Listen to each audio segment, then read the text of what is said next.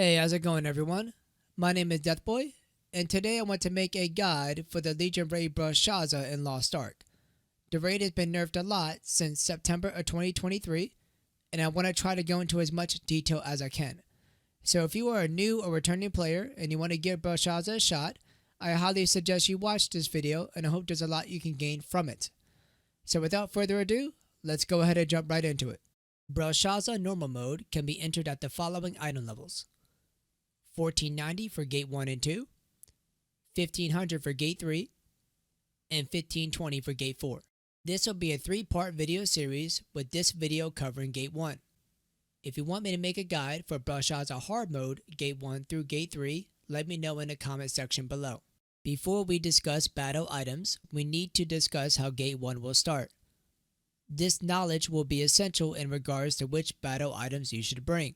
Party 1 and Party 2 will be split into 4 rooms total. Each room will have 2 people only. Party 1 will always have 2 random party members in the left room and the other 2 party members in the top room. Party 2 will always have 2 random party members in the bottom room and the other 2 party members in the right room. You can tell which room you will be in by opening up your map after the raid teleports to their respective room.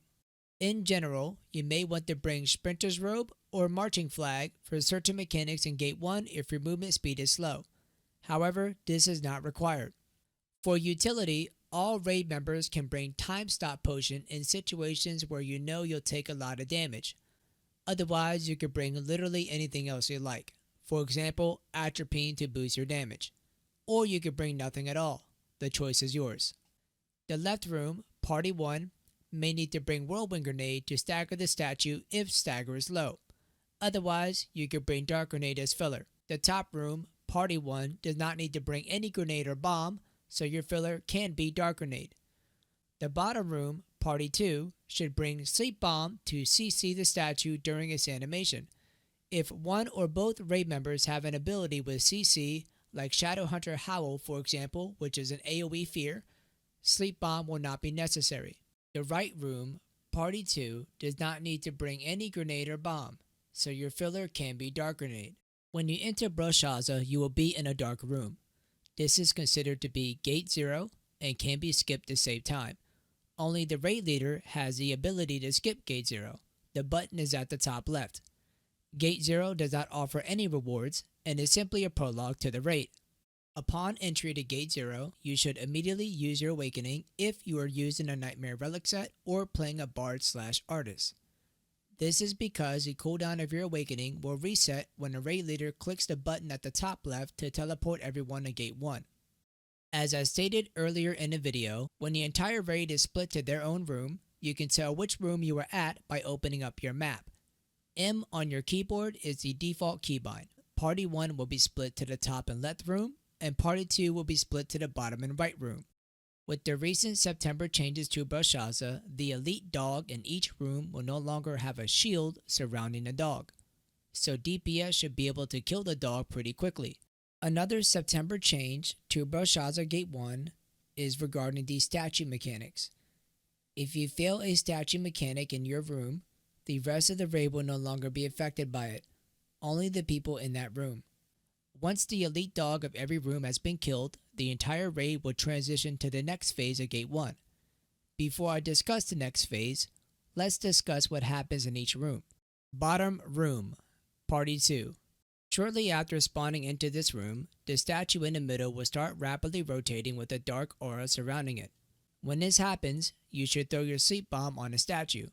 If you do not throw your Sleep Bomb on a statue when the statue rapidly rotates or no party member in the bottom room uses CC skills on the statue will emit an AoE explosion damaging the party members in that room.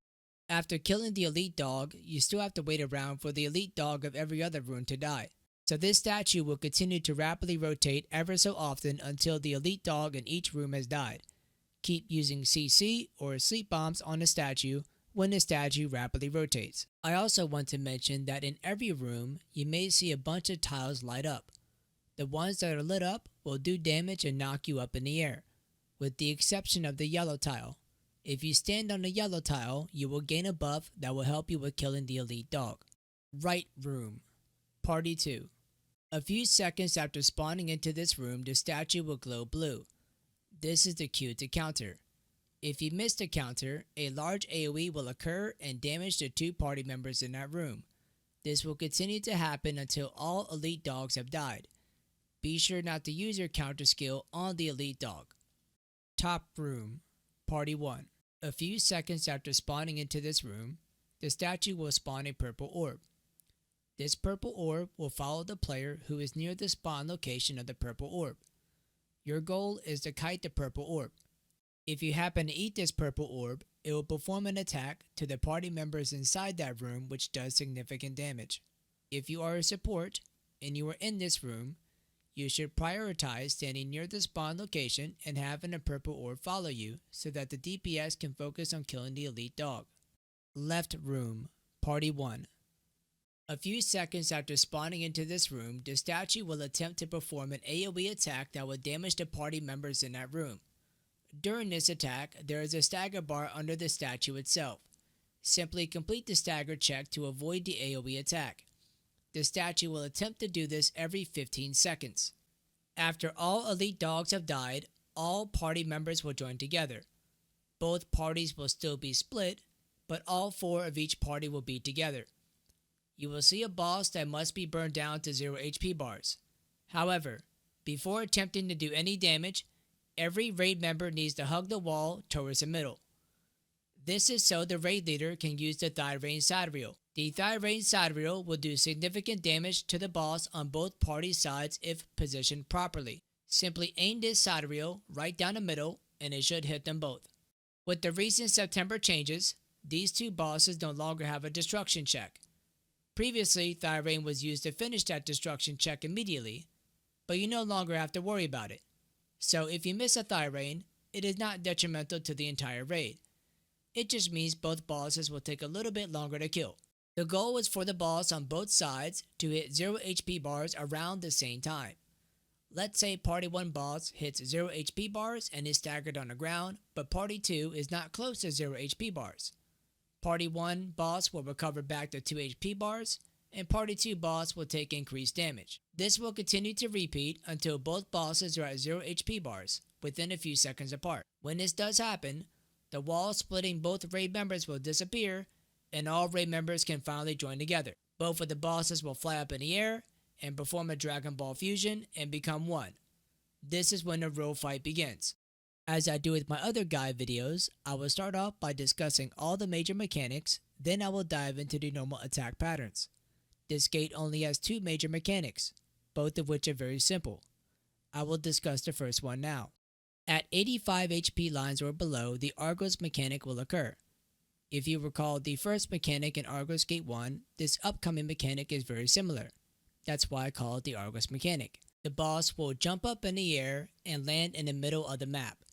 You will need to go to your ×3 clock position as fast as you can. This is your party number ×3. If you pretend the map is a clock, you will go to that position. In this clip, I am party number 4. 4 times 3 is 12. 12 o'clock is north, so I will head north. The goal of this mechanic is to stand on a highlighted tile which will give you a buff. This buff makes you immune to the upcoming map-wide attack that the boss will perform. After the boss does this attack, you can safely move out of the highlighted tile. If someone is already at my spot standing on a yellow tile, I will need to wait for the next one to appear. There will eventually be 2 highlighted tiles at each clock position if done correctly. Top, bottom, left, and right. If your tile comes up super late and you end up dying because of this, that must mean that someone did not go to their tile in time. The first 2 tiles will spawn at 12 and 6 o'clock. Once both tiles are stepped on, the first set of 3 and 9 o'clock tiles will spawn. Once those tiles are stepped on, the second set of 12 and 6 o'clock tiles will spawn. Once those tiles have been stepped on, the second set of 3 and 9 o'clock tiles will spawn. This adds up to 8 people in total. If what I said was too confusing, the TLDR is that it will be 12 and 6 first, then 3 and 9, then 12 and 6 again, and finally 3 and 9 again. The next major mechanic happens at 42 HP lines or below. The boss will jump up in the air and land in the middle of the map. Elites will spawn at each clock position, then a bunch of mobs will spawn afterwards. These mobs and elites are problematic for this mechanic. To combat this, the raid leader should use the Azena Sidereal once the elites have spawned. The goal of this mechanic is to land 6 counters. If a counter is missed, the boss will smash his hammer on the ground, doing massive raid-wide damage. While this mechanic is simple, if raid members cannot counter sufficiently, it will most likely be a raid wipe. When the boss lands in the middle, the first counter will always be in front of him, facing 5 o'clock. You should have front and back indicators turned on in your game settings to tell where the front of the boss is, because it can be confusing without these indicators. After the first counter, the boss will continuously keep turning left or right multiple times to confuse raid members. Do not be fooled. Continue to follow the boss.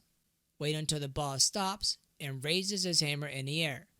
That is the time in the counter. Every time you succeed a counter, lightning will spawn below your feet, so it's best to move away from raid members until the lightning goes away. This lightning will knock players back and does decent damage. Move back in once lightning is gone and try to counter again. Every time a raid member succeeds a counter, everyone gets massive cooldown reduction to help with this mechanic. If 6 counters are performed, the mechanic is finished. There are no more major mechanics after this. You just need to burn the boss down to 0 HP to complete the gate. What I want to discuss next are some notable attack patterns that you should be aware of. Zig-Zag Tiles. Sometimes throughout the gate, you may see blue tiles going from top to bottom to top, left to right, or right to left. There are a few variations of these blue tiles, but the one people get hit by the most is the zigzag variation. As shown in slow motion, 6 tiles will keep moving down, but each time it moves down, the location changes, then it goes back to the previous location, like a zigzag. You can spacebar through these tiles to be safe, or just remember what the pattern was before it hits you, then stand on one of the safe tiles. Blue arrows. The boss will smash his hammer on the ground, then perform a quick spin where inside is safe. Afterwards, the boss will use his bow and rain down a ton of blue arrows beneath the feet of most players, noted by a blue circle. My advice is to keep moving and do not greed. The blue arrows will continue to follow you for a moment, so you will see multiple blue circles beneath the feet of your character. If you tank a lot of these blue arrows, there is a good chance you will die.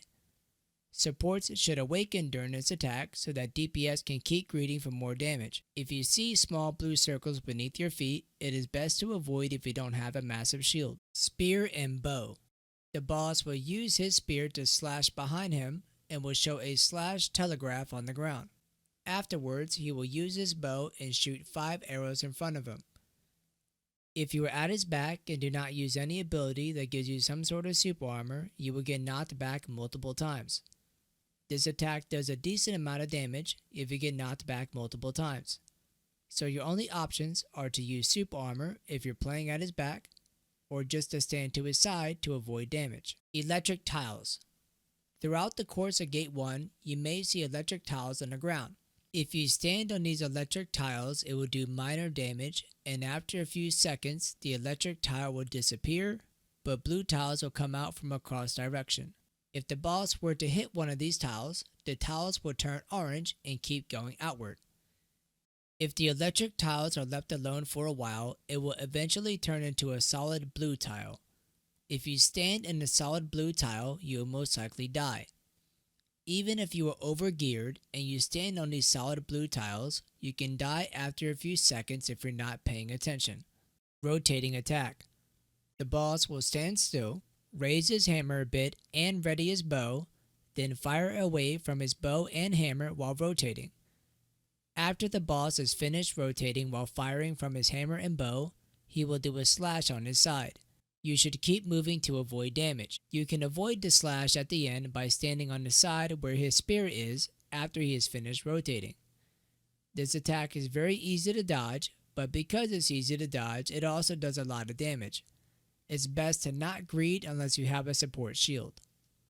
In Gate 1, the boss only has one counter attack, and I will show it on screen now. The boss will attempt to dash forward, then will turn blue. This is the cue to counter. And that will be it for Brelshaza Gate 1. This gate is arguably one of the easiest gates in the game besides Vault and Gate 1, considering there's not that many major mechanics. If you have enjoyed this video, please consider giving it a like, comment, or subscribe to my YouTube channel. If you are a new or returning player, I hope this updated guide video will help you out. I have plans to release a Gate 2 and Gate 3 guide for Brelshaza, but it may not be up for another week. If you want to see me live, check out my Twitch channel at twitch.tv/deathboy523. I live stream nearly every day. I also teach my viewers or Discord members Legion raids on a frequent basis. If you want me to personally teach you any raid in the game, you can join my Discord or tune in while I'm streaming and let me know. I will leave a link to my Twitch channel and Discord server in the description of this video.